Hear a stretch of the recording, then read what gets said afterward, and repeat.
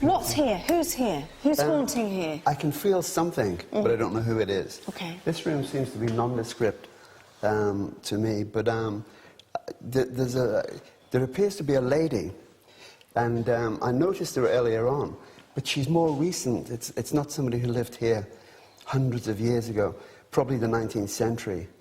And she came close to me, I asked her name, and she said, "My name is Adelaide, and I lived here." I said, "What's your surname?" And she disappeared. Oh. And she's just hovering around at the moment. Did you see what she looked like? Yeah, she's quite a small woman, very pale complexion, and I get the name Watt. Oh, so Adelaide Watt. Now, she was from probably the mid-19th century. Would she have been an owner of the property, or did she work here? I think she was an owner. Oh, I think right. she was attached to the house at some point in the mid-19th century. Okay. And there seems to be another lady with her in the background, but I can't make communication with her. Okay, well, shall we walk on through? Please? Yeah?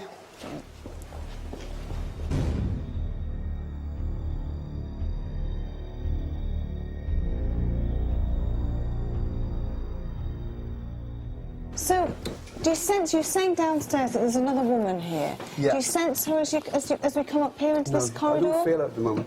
But there is a lot of sort of spiritual energy, paranormal activity. Do you want to keep walking? Yes. Yeah, you keep walking and let me know when you want to stop. You want to go in there? Yeah. No, to be honest, the problem I have is being from Liverpool. I'm obviously acquainted with the historical side of it and the stories, which I'm not really sure whether they're urban myths and created by different historians. But I'm very conscious of that there's a woman who seems to be over there at the moment. This wasn't her bedroom. But I have a feeling she's saying, and there's a reference to the baby that was allegedly murdered. And she is saying, I didn't kill my child. And I know that she's to be telling the truth. She was tormented psychologically. And also, I think she was only about 24, 25. Who are you talking about? Her name is Mary. And she was accused of killing her child and terminating her own life. Yes. And she said, I didn't kill my baby. I didn't do it. Didn't do it. And which is interesting.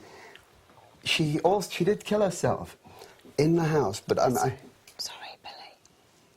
It's like her knocking then, as you were talking. You know, the funny thing, when you pass over, if you've had a mental or physical illness, it's gone. You're in full health.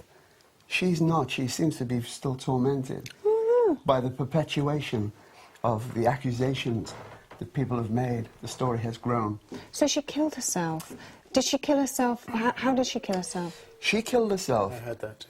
Was that a moan? And also knocking, but it's not in this room. Is anybody else hearing the knocking? It's like it's coming from somewhere else. Yes, Stuart? You definitely hear knocking. So, sorry, Billy. Why did she kill herself? She killed herself because of her husband's philandering. He wasn't a very nice man to her, and he was from a different family. But the sad thing, which I feel overwhelmed with, is there's a lady behind her holding a baby, but it's not a baby, it's a child that was about 18 months old, whether you can define that as a baby. And this lady looked after this child, and the lady is substantiating Mary's words, saying she didn't kill her. Can I just... Yeah, of course. The lady that just disappeared through the door, if we can... Absolutely. Here we go. When you say the lady, you're talking about Mary, you're talking about... Yeah, who's this other woman Mary's then? here, and the other lady seemed to have looked after her child. Her husband imbibed something, a herbal narcotic. He used to take something, and he would sometimes, occasionally, administer it to her, to sedate her. Oh. And then he'd go about his misdeeds. So I know he wasn't a very nice man, and it was either Beauclerk. There was a connection with that kind of family. You talking that's his name? No, that's a surname of another family that seemed to be connected to him. Do you know his name? No, not yet. Okay. Do you keep going? Do you want to go in a particular room, or just keep going straight? Yeah, we'll just go on a bit. Okay. You tell me when you're drawn. You want to go in here? Yeah, we'll... Yeah? Okay. Okay. Whatever this was, this seemed to have been used for something other than a bedroom at some point, as though everything was cleared out. And lots of chests and things were in the room. So it's almost like storage. Like a storage room. But I'm going back a few hundred years when all this transpired. There's a man who said, I was instrumental in building this house, he said, before the other one was demolished. So there must have been another house here. Now, his name is William. His name is William. He said, the same name as you. And I said, how do you know? He said, well, I know your name. Now, if anything, William, and the name Norris, I know is connected to this house, and I'm surmising it's him. Listen. He seems to be the one that's quite angry. William. Yeah. Is this your name? Is your name William? I know Tudor homes traditionally have monks' holes and things like that, but there's a modern day a pastor or a priest of some kind who was connected to the house. Now, I get the impression he was from the 20th century and actually lived here. Oh. And he was quite an unusual man, very learned and very knowledgeable on a wide range of subjects, including the paranormal and spiritual things. But it is interesting. He would not be a nice man. Oh, really? Okay. I don't think so. Let's just bring Leslie in, because you've come up with quite a... And the interesting thing for me is, and I know Kieran will back me up, and this isn't... I'm not getting at you, but the fact that you've already said that you're from Liverpool and you do know of this place and you do know a lot about it historically. Yeah. But you have come up with some things that, you know, maybe aren't written down in books that maybe you know of. I mean, just about everything you have said is, but it's the way that you've shown it is what makes it so interesting for me. And I'm glad to let this all burst out of me, because I'm gathering up the things you're saying, because there's such a volume. Right, Adelaide, the lady you felt the presence of, you saw her. I know that's indeed Adelaide Watt. She came here in 1878 and died in 1921, so your dates are bang on. What I'm very impressed with is the description of her. I've seen a photograph of her, you know, one of the earlier types of photos. Here's... What the... Oh, my God, that's horrid. Just before Kath was just talking, and then there was... I heard some whispering. Sorry to interrupt you. No, I don't blame you, I can hear it. And then there were just two moans. I've just heard the second one, Yeah, but really... Let's just talk in whispered tones, so we've still got the same energy levels, and see if you can pick up on this moaning, Matt, okay? Sorry to ask you to whisper. No, it's fine.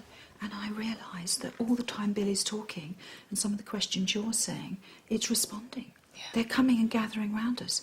So Adelaide's bang on, Richard's bang on. When we came upstairs as well, and you talked about this chap, Beauclair. Right. Can you tell me about what period he is? I know who he is. By his attire, this particular man, I would have thought in the 1700s, mid to the end of the 1700s. Well, he, in fact, is a direct descendant of Nell Gwyn and Charles II. Yeah. His name is Topham Beauclair. It's spelled Beauclerk. He was a drug addict. You talked about taking narcotic substance. He was a gold digger. He only married his wife very late. Her age of Mary, she was older than that. Married him later. Get lost. You get that. You got that. He was, if anybody's playing us up, it'll be Topham Beauclair, because he's like Nell, you know, he's a bit wild. With Leslie able to confirm much of the information gleaned by Billy during the lit walk-around, and a sense that angry spirits are amongst us, I thought it would be a good idea to switch to night vision. What awaits us in the dark of this most haunted of locations? So somebody's having a go at me, and I don't know who it is. There's movement outside in the corridor. And it was a block of... What was that? I think it's going to get me. What do you want? What do you want from us? Ow! Help! To get a real feel for the oppressive atmosphere of Speke Hall, I decided to send Stuart Torrevell, our most haunted cameraman, to investigate the dark and sinister corridors. What would he capture during his lone vigil?